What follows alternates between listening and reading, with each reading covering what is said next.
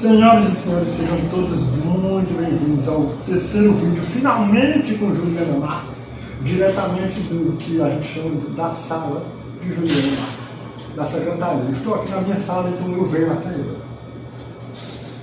Juliana, muito obrigado por estar aqui participando desse vídeo. Quero deixar um abraço aqui para Eliette, professora Eliette, e para Milena Borges, que é a pessoa que eu já fui extensionista também. Deixar registrado para registrar esse dia, esse momento e esses 10 minutos de gravação de vídeo. Hoje a gente vai falar sobre desinformação, com a mestre e doutora em ciência da informação, Juliana Marques. Quais foram os temas dos livros que você sugere para a gente? Primeiramente eu queria agradecer pelo convite, Roque, a professora Eliette, pela lembrança, pelo carinho, sempre muito carinhosa e sempre respeitando muito o meu trabalho e acompanhando, né, meu trabalho. Eu acompanho também o trabalho do César e admiro muito todo o trabalho que vocês vêm desenvolvendo, né, aproximando a comunidade acadêmica de temas tão importantes. E hoje eu vim falar sobre algumas publicações na área de desinformação que eu utilizei para constituir minha tese. Trouxe duas que são de temas, essas duas aqui, que trazem um tema que é bem controverso na área, que é a pós-verdade. Esse tema que não é consensual, é uma palavra que vem aí sendo a tônica da ciência da informação, sobretudo, desde 2016 a gente vem referendando, né, falando sobre pós-verdade. Alguns autores colocam como se fosse o discreto com a verdade, mas com o tempo esse termo passou a ser um pouco mais refinado e eu gosto de pensar muito mais alinhado com o que o professor Carlos Araújo fala, de que a pós-verdade na verdade é um tempo em que há uma ligação com o simbólico, muito mais do que com o factual. Você passa a desconsiderar a posição de autoridades epistêmicas constituídas e a verdade é muito mais ligada ao que eu quero acreditar, às minhas crenças, às minhas convicções. E aí a gente tem esses dois livros, se atendo às nossas obras.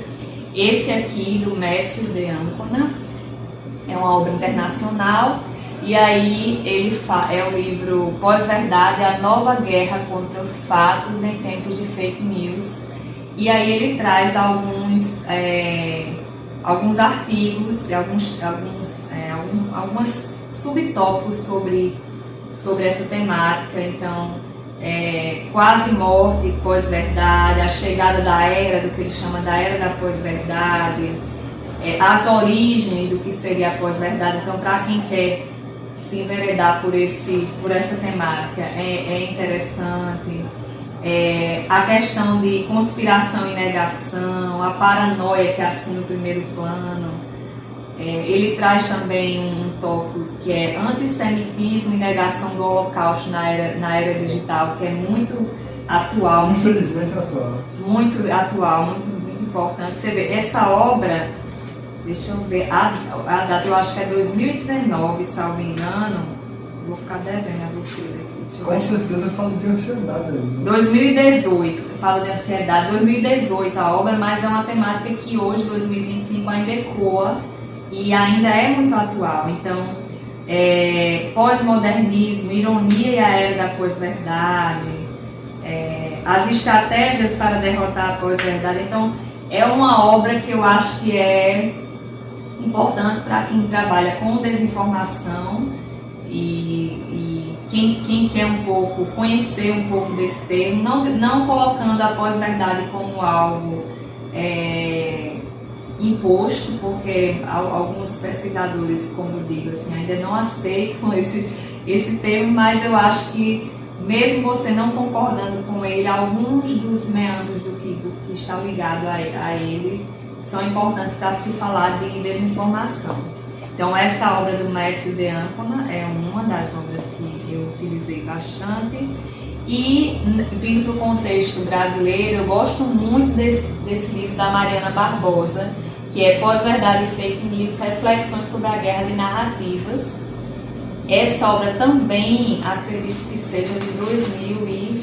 Eu vou dizer que essas obras que eu estou indicando para vocês são desse contexto aí, 2019, porque são o contexto de escrita da minha tese, 2019 também. Foi quando eu me peguei escrevendo a tese, então eu fui procurando autores que dialogavam sobre as temáticas que eu estava construindo naquele momento, e até hoje assim, são autores que eu gosto de utilizar. O seu trabalho precedeu a pandemia? Foi. Na verdade, eu mergulhei quando eu entrei no doutorado em 2019, 2020 já foi pandemia. Então eu meio que tive que lidar com dois momentos muito distópicos em minha vida, que foi a pandemia e o doutorado, então foi muito desafiador. E a pandemia com a gente lidando com a pós-verdade, com fake news. Exatamente, e lidando com um objeto de estudo que era desinformação também, que eram as fake news propagadas pelo então presidente da República na época dos 2 primeiros anos de pandemia. Então foi um trabalho bem desafiador, e me munir desse tipo de ferramenta, desse tipo de autor é fundamental, assim, se cercar de pesquisadores que possam te dar um bom embasamento. Esse livro da Mariana, ele traz alguns autores que trazem umas reflexões muito importantes. Tem um texto que eu cito muito quando eu vou fazer alguma palestra, alguma coisa, que é de um jornalista muito consagrado chamado Eugênio Butti, que é "News não são fake e fake não são news".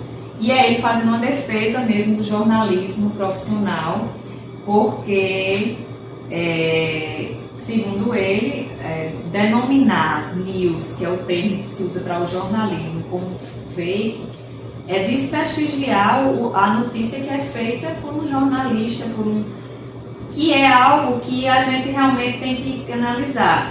Um tipo de desinformação que se propaga, por exemplo, que pode ocorrer num jornal nacional, numa Folha de São Paulo, pode ser desinformação? Pode, mas não vai ser fake news, porque fake news ela tem um modus operandi muito claro, a autoria é forjada, os dados são também forjados, você não sabe, para você investigar quem foi que propagou esse tipo de conteúdo, você vai ter que ir num site que geralmente não é de uma empresa, de um conglomerado midiático. Geralmente a escrita da notícia também não é um profissional com um registro profissional para ser penalizado. Então, ele faz uma defesa disso, e ele diz que o termo, ele se coloca muito contrário ao uso do termo. Inclusive, hoje em dia, alguns pesquisadores evitam o uso do termo fake news, porque tudo que me desagrada hoje em dia passou a ser fake news. Então, muita gente usa muito mais desinformação do que fake news.